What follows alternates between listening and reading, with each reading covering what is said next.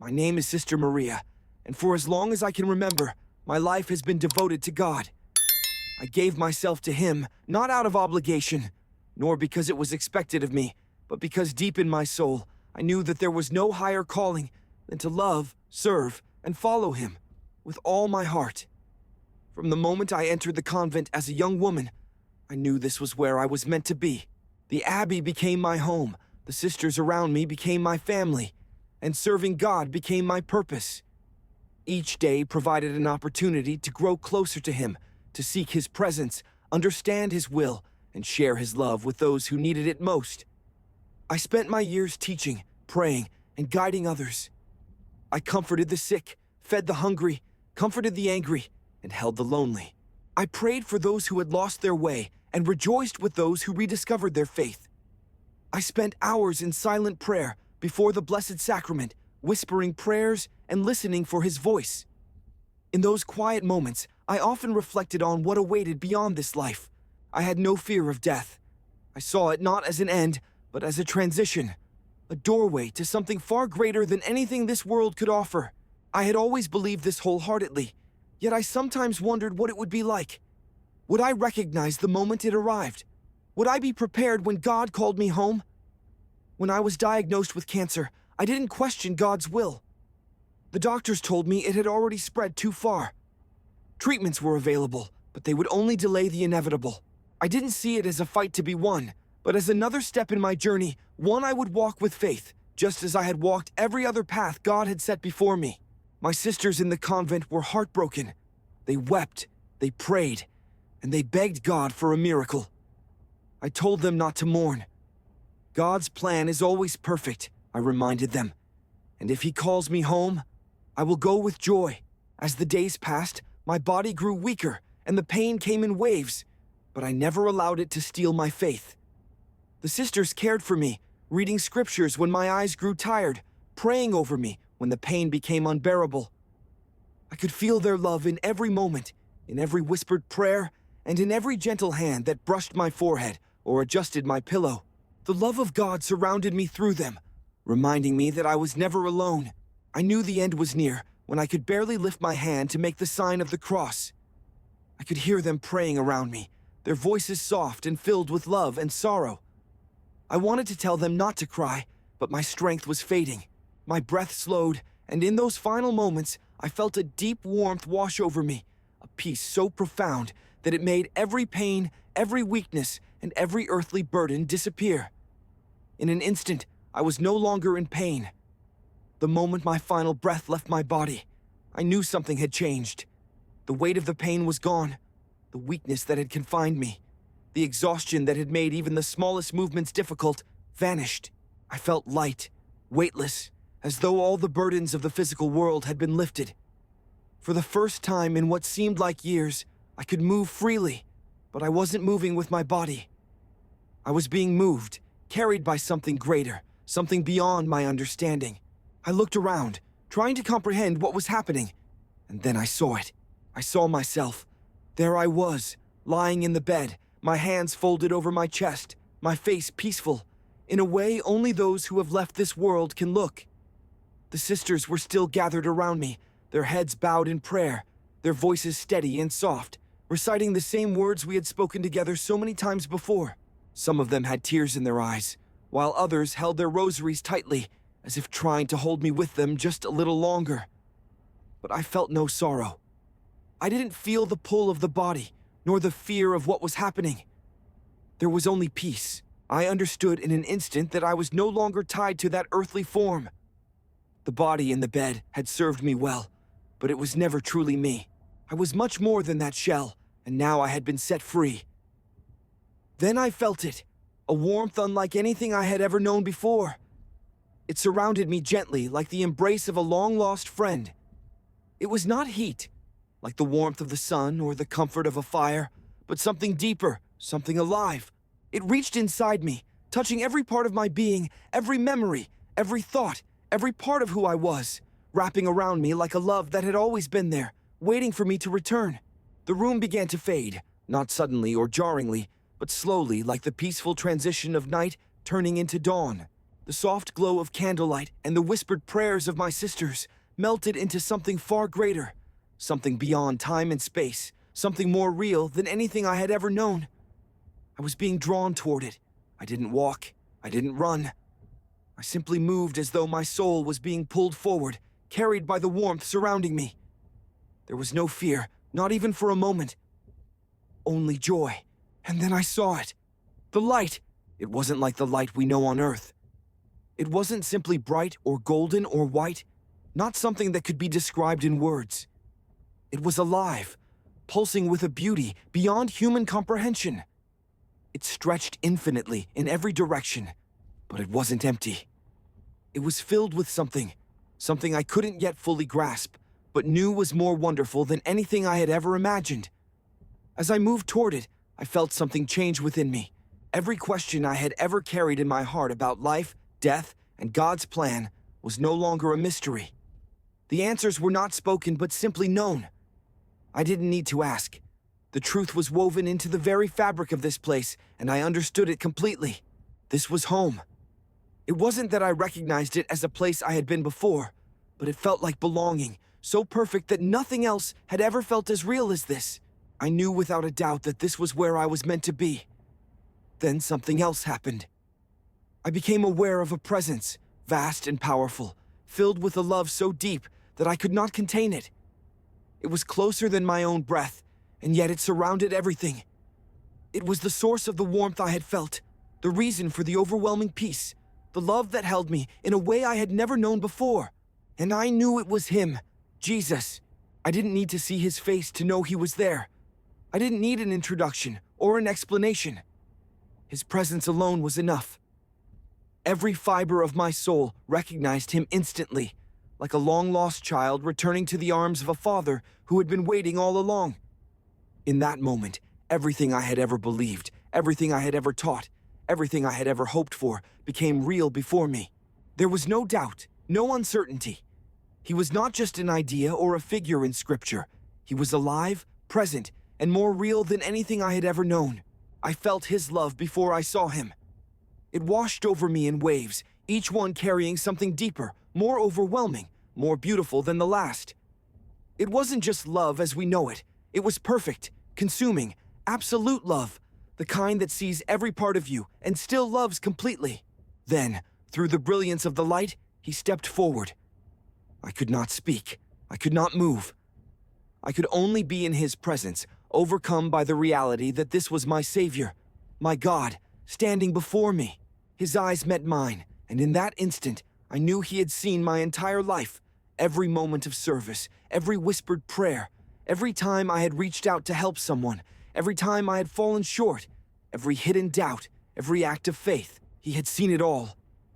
And yet, in his eyes, there was no condemnation. Only love, love that had no limits, no conditions, no hesitation. I had so many things I wanted to say, so many questions, so many emotions rushing through me all at once. But before I could speak, he reached out his hand. The moment he did, everything around us shifted, and suddenly I knew this was just the beginning of what he wanted to show me. As I moved deeper into the light, I felt something shift. It was as if the very air around me carried life, filled with something indescribable, something beyond human words. Every step, or perhaps every movement, since I was not walking as I had before, brought me closer to something I couldn't yet see, but knew was there. My soul recognized it before my eyes did. It was a presence, vast and powerful yet deeply personal, filling every part of me. Then I saw him, standing before me, radiant beyond anything I had ever imagined. It was Jesus, not an image, not an idea, not a distant figure from Scripture, but real, alive, present, more tangible than anything I had ever known. His light was different from the light around me. It was not just brightness, it was love itself, emanating from him in waves so deep and strong that it moved through me, filling every empty space within my soul. His face held wisdom, kindness, and love beyond human comprehension. There was something in his eyes, an infinite understanding, a complete knowledge of who I was. I was reflecting on everything I had ever done, every thought I had ever entertained, every doubt, every moment of faith, every tear, and every moment of joy. Yet there was no judgment, no disappointment, no separation. There was only love. Pure, unconditional love. For a moment, I was frozen in place. Not because I was frightened, but because I was overcome by the reality of standing before him. I'd spent my whole life searching for him, praying to him, surrendering to his will, yearning for this moment, and now he was right in front of me. I felt so small, not in a way that made me feel unworthy, but in a way that made me realize the vast, unmeasurable depth of his love. Tears filled my eyes, not out of sadness or even joy, but from the sheer intensity of love that radiated from him. I felt like I had come home, as though everything I had longed for and struggled to understand had all led to this very instant. Without thinking, I knelt down, not out of obligation, but because my body could not stand in the presence of such glory, holiness, and love. My hands trembled as I struggled to find the words to speak. But what could I possibly say? What words could be enough in the presence of the one who created me?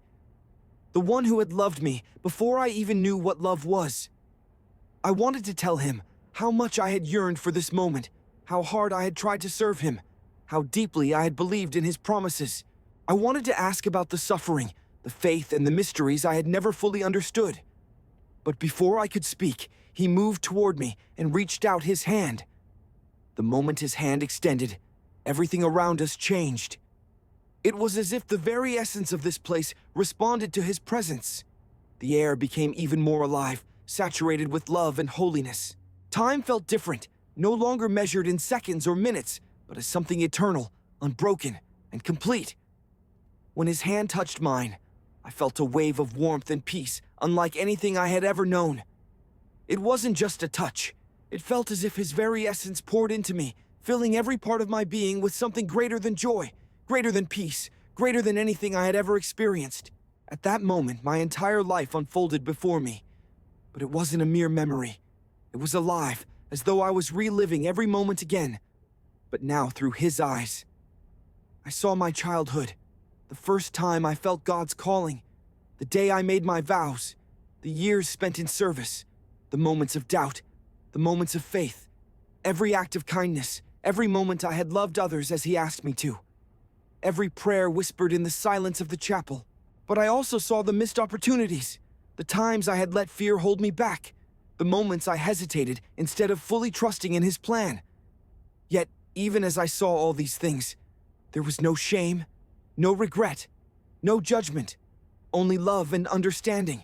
I realized that he had seen every moment of my life, even the moments I thought were insignificant, and he had never stopped loving me, never stopped guiding me, never stopped drawing me closer to him. Then he spoke. His voice was unlike anything I had ever heard. Not just a sound, but something that resonated deep within me, touching every part of who I was. It was both gentle and powerful, both comforting and commanding, both familiar and beyond anything I had ever known. "My beloved child," he said, his voice filled with more warmth than the sun, more love than the deepest ocean. "I have always been with you." Tears flowed down my face as his words settled into my soul. He had always been with me, in every joy, every season of struggle, every prayer spoken and unspoken, in every fear, in every doubt. He had been there, even in the moments when I questioned if I was doing enough, if I was truly following his will, if I was truly living as he desired. He had never abandoned me, never stopped loving me, never stopped guiding me. I wanted to remain there forever, in that moment, in his presence, knowing that I was fully known and loved. But then his expression changed. There was still love, still warmth, but now there was purpose. "There is something I need to show you," he said. And in an instant, everything around us shifted. The radiance of his presence remained, but suddenly we were moving, not through space or time, but into something even greater, something I could not yet understand. The light expanded, and the very air around us changed. I knew that whatever was about to happen would change everything. I didn't ask where we were going. I didn't need to. I trusted him completely. The moment he took my hand, everything shifted. It wasn't like moving forward the way I had on Earth. It was something greater, something more profound, as if time and space had folded away and I was in a completely new place. The brilliance of the light remained, but it was no longer just surrounding me. It was woven into everything, flowing through the very air I stood upon. What seemed like solid ground didn't feel cold or hard. It felt welcoming, as if every part of this place existed in perfect harmony, responding to the presence of life. The colors were beyond anything I had ever seen, not just brighter, but filled with a living beauty, as though the very fabric of this place pulsed with the presence of God. I slowly turned, taking everything in, and my heart nearly stopped when I saw what lay before me. Gardens stretched ahead, so beautiful, so perfect, that my mind struggled to comprehend them. Flowers in every color, some familiar, some beyond anything on earth, bloomed in radiant harmony, their petals glowing as if illuminated from within. The fragrance filled the air, stirring something deep within my soul. The trees in the garden were tall and majestic, their leaves shimmering in a way that suggested they were more than trees. They were part of something greater, something divine.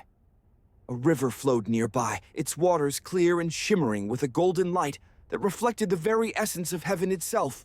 The sound of the river was unlike any water I had ever heard. It was not just a gentle stream, but music, a melody woven into the presence of this place. Every part of creation seemed to exist in perfect unity, not separate, but connected in a way that felt more real than anything I had ever known.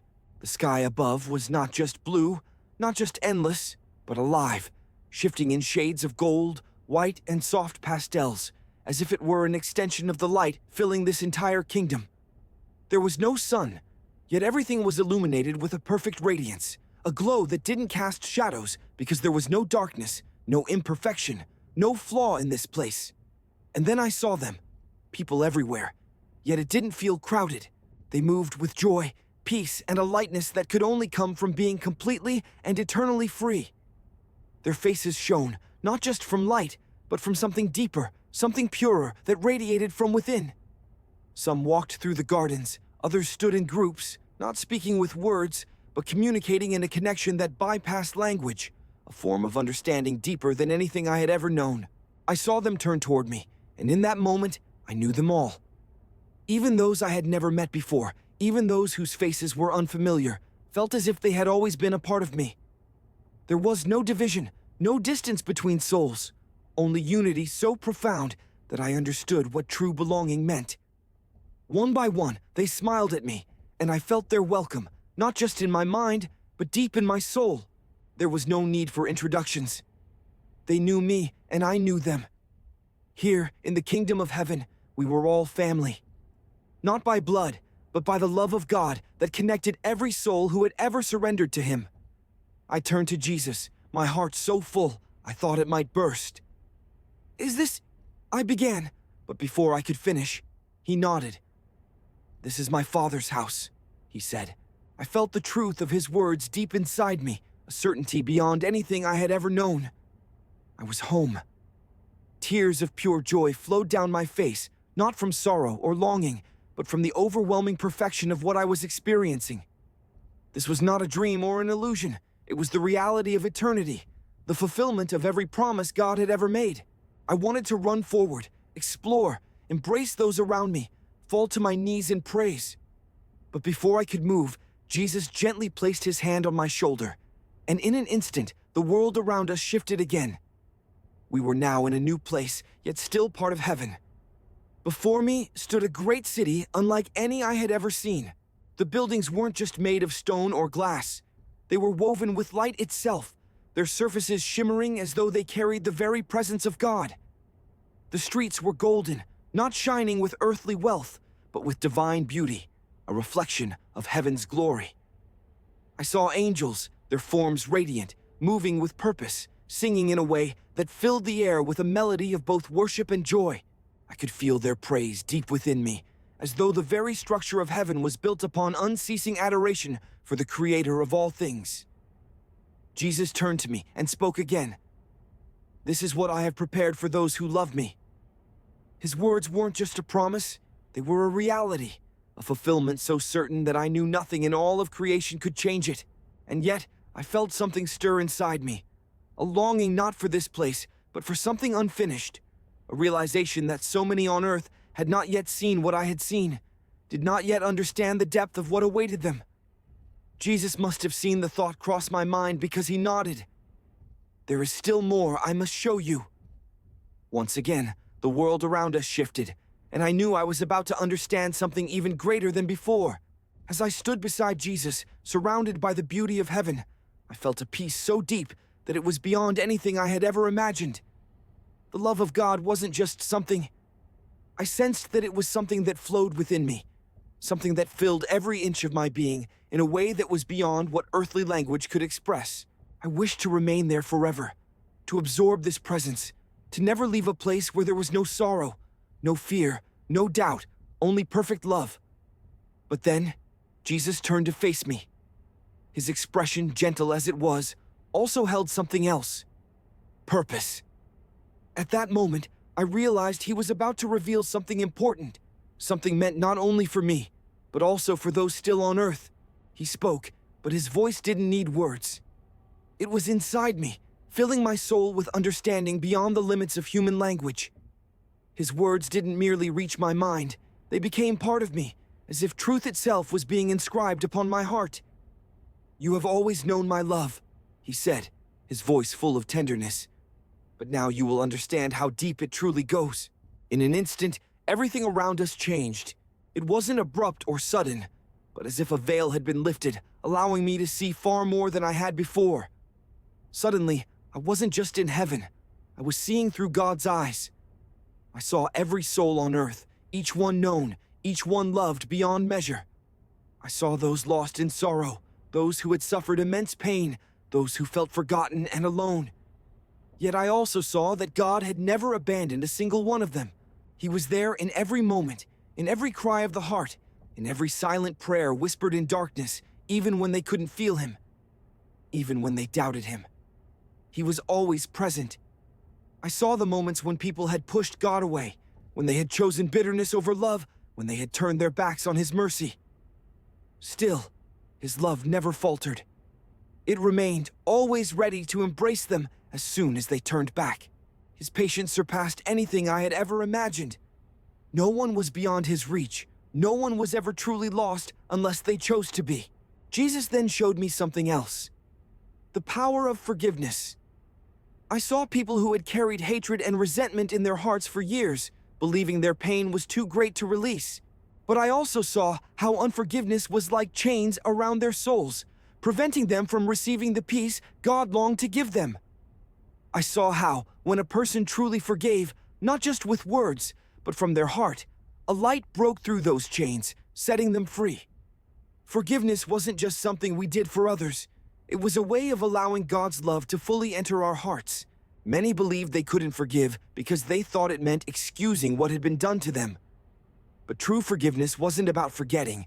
It was about releasing the burden to God.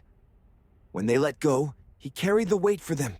Tears filled my eyes as I understood what he meant. Forgiveness wasn't just about what we do for others. It was about trusting God to heal what had been broken. Then the vision shifted once more, and I saw something that shook me to my core. I saw how much time people wasted, not resting or focusing on what was necessary, but on worry, fear, and trivial distractions.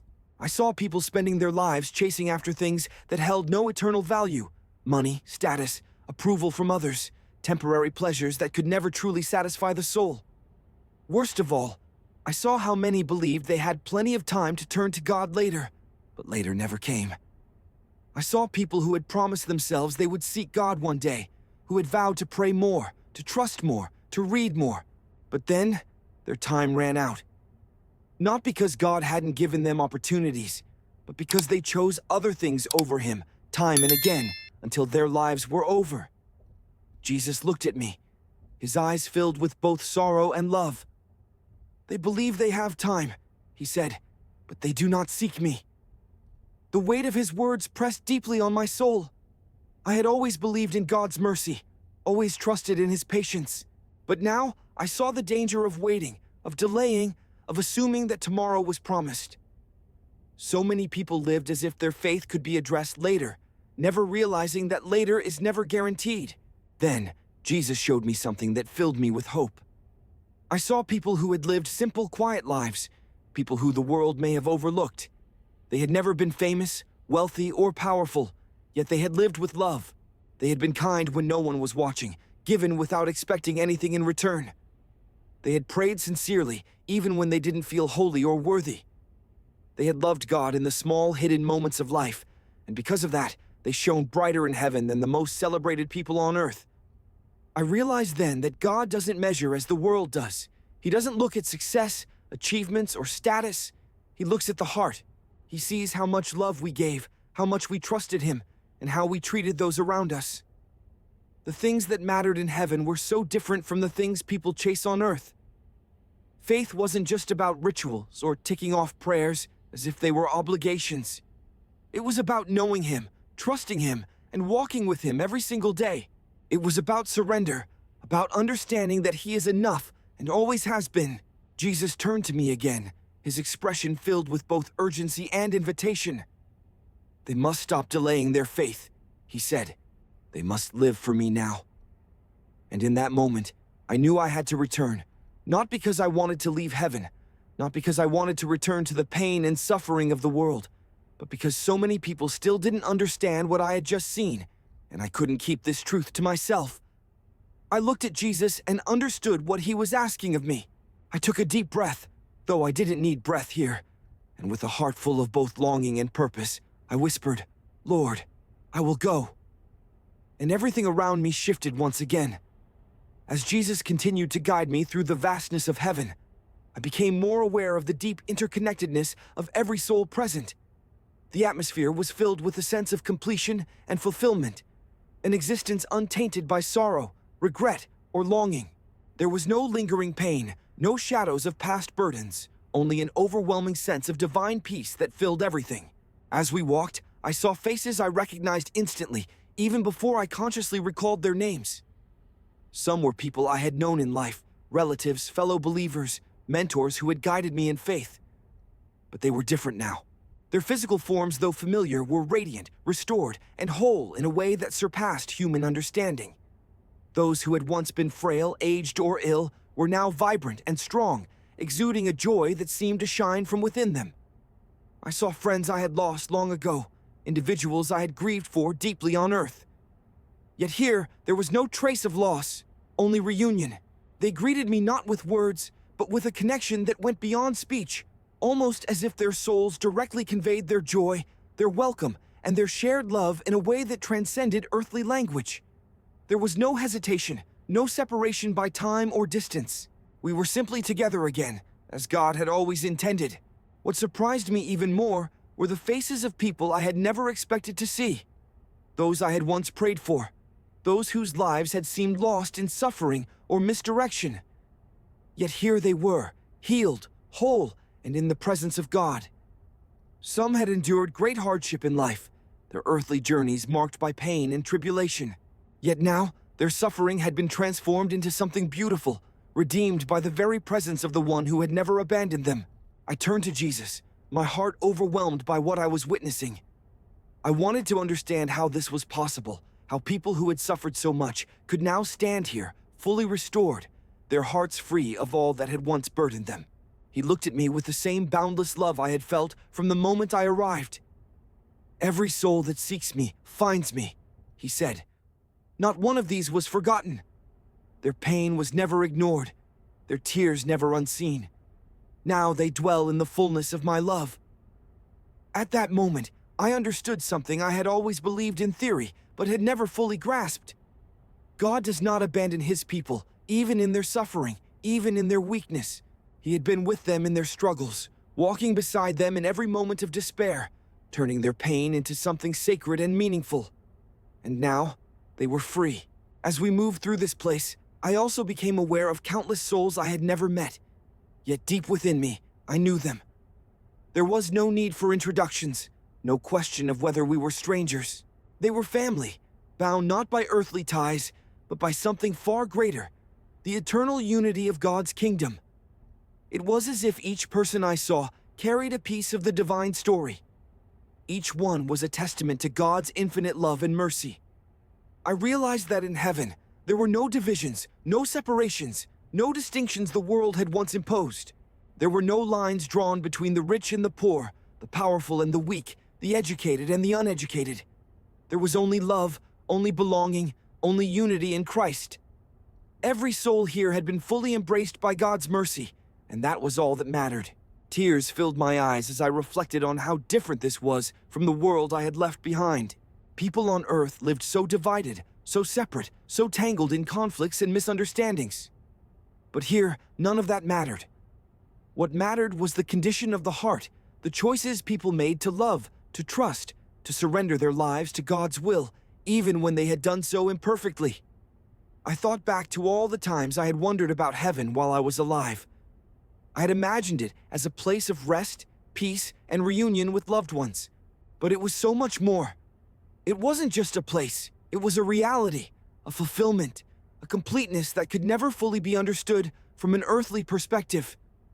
It wasn't simply about what was gained. It was about what was finally made whole.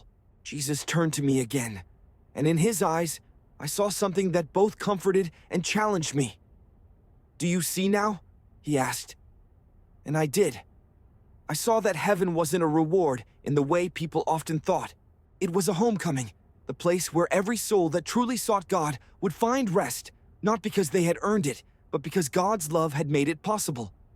I saw that every person here wasn't here because of their perfection, but because of God's grace.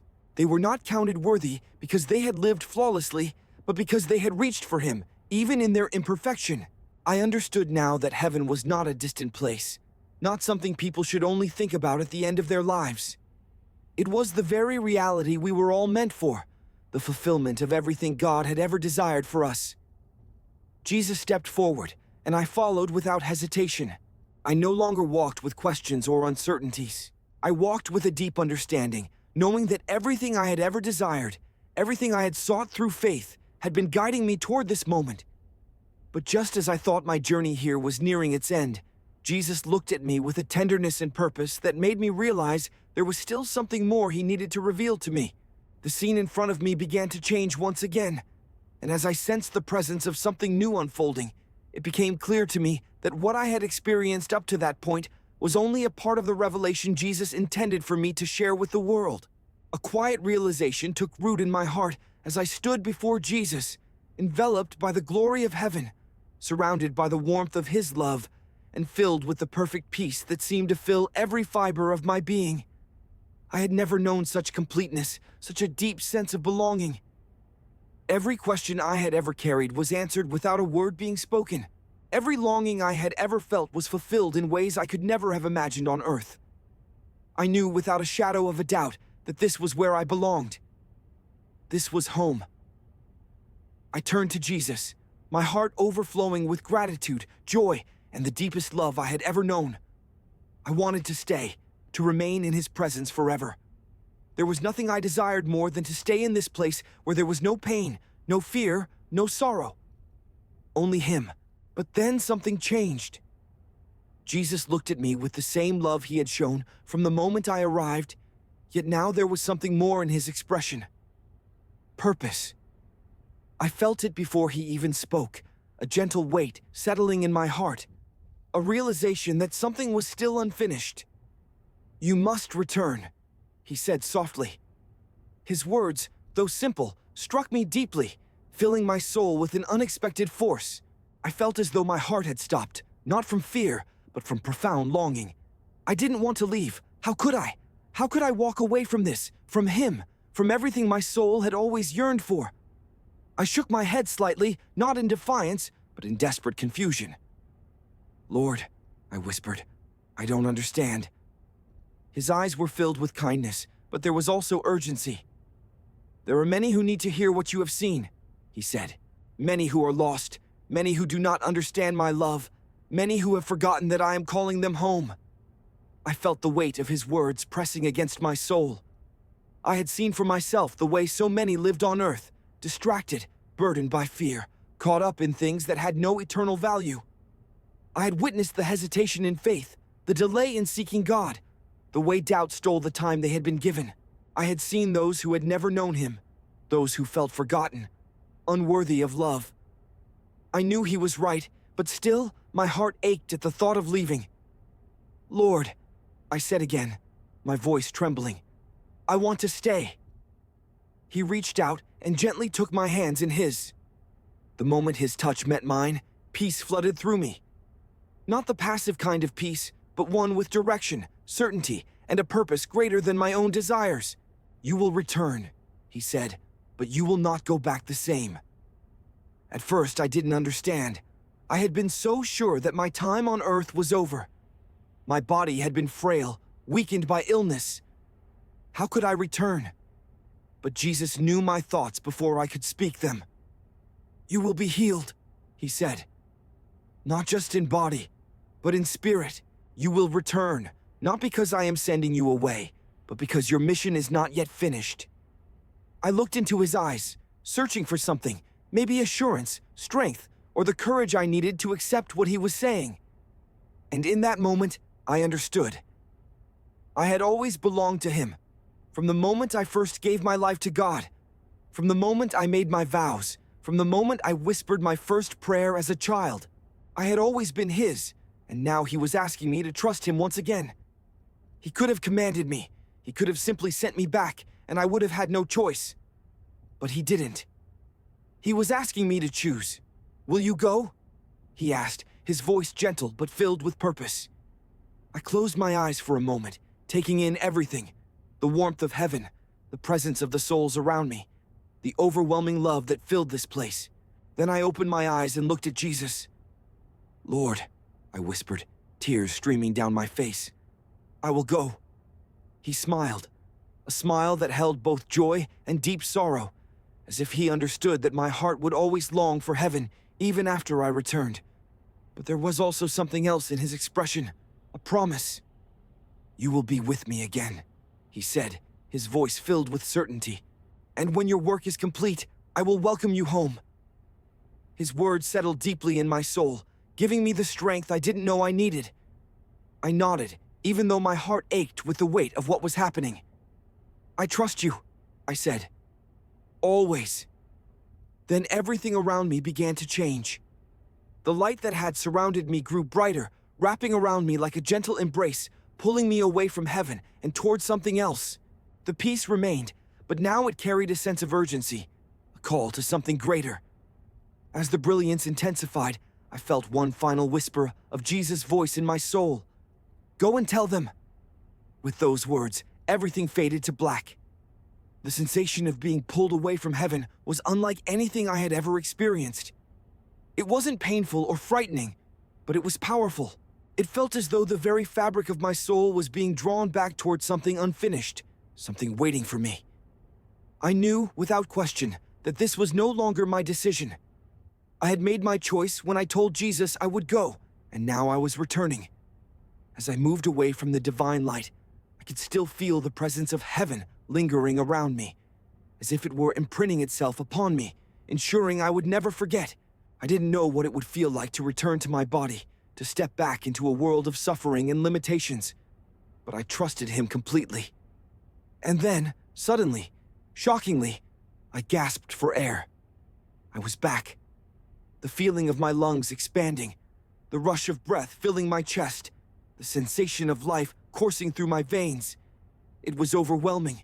My body trembled as I became aware of my surroundings, the sound of voices rising in gasps of shock and awe. The light of heaven still flickered behind my eyes, but now I was in my room, surrounded by my sisters in the convent. They had been praying over me. I could still hear the whispered Hail Marys, the quiet sobs of grief that turned into cries of astonishment.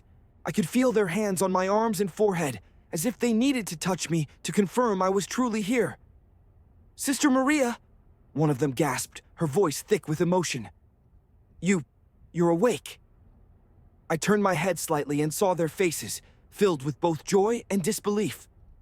They had expected me to peacefully slip from this world into the arms of God, but instead, I was alive, breathing, awake in a way I had never been before. I sat up, my body responding effortlessly.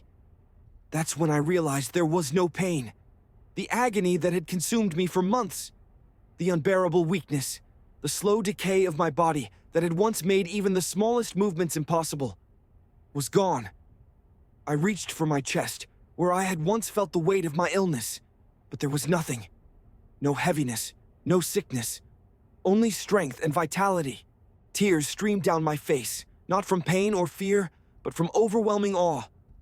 The other nuns stared at me, their hands covering their mouths, their eyes filling with tears. One of them, Sister Agnes, reached out hesitantly, as if afraid I might vanish if she touched me.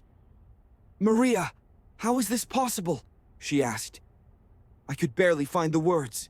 How could I explain what had happened? How could I describe the glory I had just witnessed, the love I had just stood in, the truth that had been placed on my heart? But before I could even try, the doors burst open and the doctors rushed in. I could see the shock on their faces as their eyes landed on me. Just hours ago, I had been dying, my body succumbing to the disease that had taken over. They had already told the sisters to prepare for the inevitable, and yet here I was, alive, vibrant, whole. One of the doctors, a man who had been treating me for months, stood frozen, his mouth slightly open in disbelief. He had seen me at my weakest. He had been the one to tell the sisters I wouldn't last much longer. This isn't possible," he finally muttered, shaking his head as though trying to wake himself from a dream. He stepped closer, pulling out his stethoscope with trembling hands, pressing it against my chest. I could see his brow furrow in confusion as he listened, then checked my pulse, reflexes, and breathing. After a moment, he turned to the other doctors. She's completely normal. No signs of distress. No weakness." He stopped mid-sentence, staring at me with wide eyes. "The tumor. It's gone." Silence filled the room. The nuns gasped in shock, their hands clasped tightly together, their eyes darting between me and the doctors. One of them finally spoke. "A miracle!" The words hit me with full force. Yes, it was a miracle, but I already knew. I had been with Jesus. I had stood in the presence of the one who heals all wounds and restores all things. And now I had returned, not because I was meant to live longer for my own sake, but because I had a mission to fulfill. I took a deep breath, the weight of that realization settling in my chest. "I must tell you something," I said softly, my voice steadier than I expected. The room fell silent as everyone turned their full attention toward me. I was with him. I went on, still immersed in heaven, seeing the kingdom he had prepared for us and conversing with Jesus. A wave of awe and reverence swept across the room. Some younger nuns pressed their hands to their hearts, their eyes wide in astonishment. The older nuns, who had spent many years in prayer and devotion, nodded silently, their faces expressing quiet comprehension, as if they had always believed in the reality of heaven, but now had confirmation from someone who had been there. One of the doctors, a man who had often been doubtful about faith, stepped forward, his voice barely above a whisper. "You saw Jesus." He met my gaze, and I nodded. "Yes, and he sent me back for a reason." The atmosphere in the room felt charged, filled with an anticipation that could only be described as divine. "What did he say?" another sister asked, breathless with curiosity. I looked at each of them, my heart racing, not out of fear, but due to the urgency of the message I carried. I understood that from this moment forward, my life would never be the same. I had returned not merely to live, but to speak, to testify, and to share the truth of what I had witnessed. Jesus had not only healed my body, but had entrusted me with a mission that needed to be fulfilled. From the moment I came back, I understood that my life had been given another chance, not for my benefit, but because Jesus had entrusted me with a message so powerful that I could not remain silent about it. I had stood in the presence of heaven, seen what awaited those who genuinely sought God, and heard Jesus himself share the message he wanted me to bring back. Initially, people were astonished simply by the fact that I was alive. The doctors had no explanation for my healing, and the nuns in the convent were still coming to terms with the shock. Word of what had occurred spread beyond our walls, and people began visiting, not only from the convent, but from nearby churches and the surrounding community, even strangers who had heard of a woman who had died and returned completely healed. They asked questions. What did heaven look like? What did Jesus say? What was it like to be in his presence? I shared everything with them. I spoke of the love that filled every part of heaven, a love deeper than anything we could ever experience on earth. I described the light, the beauty, the unity, how there were no divisions, no sorrow, no regret, only the overwhelming joy of being with God. I told them of the people I had seen, those who had suffered in life but were now radiant and free, those who had lived in faith, trusting in God's mercy even when they felt unworthy. But above all, I shared Jesus' message. Faith is not simply believing in God. It is choosing to live for Him every single day. Jesus had shown me how so many people live distracted, consumed by worries, material things, and fleeting concerns. They say they will seek God someday, that they will pray more, trust more, love more, but they always think there is more time. Yet, time is never guaranteed. We are not promised another day, hour, or moment. Jesus sent me back because so many people are still lost, unaware that the time to seek Him is now. Some believed me right away. I could see it in their eyes, the way they listened, filled with awe, their hearts awakened by the truth of what I was saying. Some fell to their knees, tears in their eyes, their faith renewed. Some told me they had felt far from God, but now they knew He was real. However, others were skeptical, dismissing my testimony as a hallucination, a dream, or a trick of the mind. They told me that I had been near death, that the brain plays tricks when the body is failing, and that what I saw was not real. Some even urged me to remain quiet, fearing people would think I had imagined everything. But I could not remain silent. I had been sent back with a mission, and I could not turn away simply because some refused to listen. I shared what Jesus had asked me to tell the world. Life on earth is temporary, but heaven is eternal. Your job, wealth, reputation, and possessions will not matter in eternity. What matters is your heart. Do you truly seek God? Do you truly love Him? Do you live each day as if you belong to Him? Then I asked them the question Jesus had placed in my heart, a question that would stay with me forever. Are you truly living for God, or are you waiting for someday? Because someday is never guaranteed. I saw how this question affected people. Some wept, realizing that they had spent their lives waiting, postponing their faith, thinking they could turn to God when it was more convenient, when they had more time, or when they were older. Others looked away, unwilling to face the truth. But I knew that this was why I had returned. Jesus had not healed me just to go back to my old life. He had given me a new purpose, a new fire in my heart, and a responsibility to share what I had seen so that those still lost might open their eyes before it was too late. I spoke wherever I could, at churches, gatherings, and to strangers who asked me about my story. Some listened, some didn't, but I never stopped. Even if only one soul turned back to God because of what I shared, it was worth it. I spent the rest of my days spreading Jesus' message, praying that those who heard it wouldn't wait until death to understand what I had seen. I prayed they would choose Him now, today, while they still had time.